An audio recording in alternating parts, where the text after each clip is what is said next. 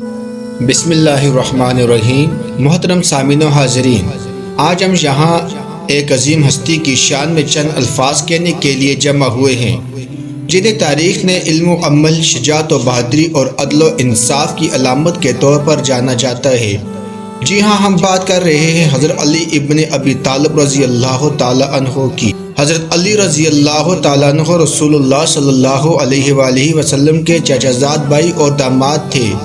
آپ کو باب علم یعنی علم کا دروازہ کہا جاتا ہے۔ نبی کریم صلی اللہ علیہ وآلہ وسلم نے فرمایا، میں علم کا شہر ہوں اور علی اس کا دروازہ ہے۔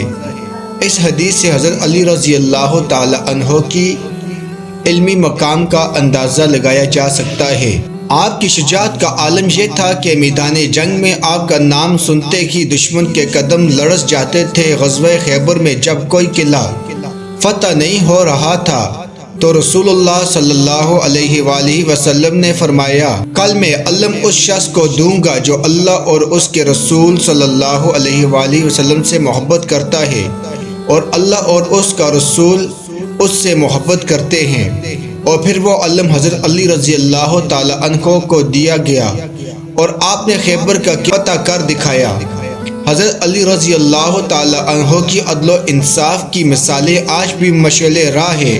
آپ کے دور خلافت میں انصاف کی ایسی روشن مثالیں قائم ہوئی جو رہتی دنیا تک یاد رکھی جائیں گی۔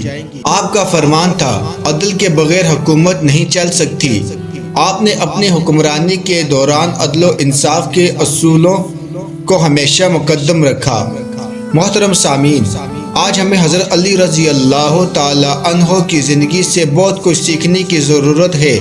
آپ کی زندگی ہمیں یہ درس دیتی ہے کہ ہمیں علم حاصل کرنا چاہیے، بہادر اور دلیر بننا چاہیے اور ہمیشہ عدل و انصاف کے اصولوں پر قائم رہنا چاہیے۔ آخر میں دعا ہے کہ اللہ تعالی ہمیں حضرت علی رضی اللہ تعالی عنہ کی سیرت سے سیکھنے اور ان کے نقش قدم پر چلنے کی توفیق عطا فرمائے۔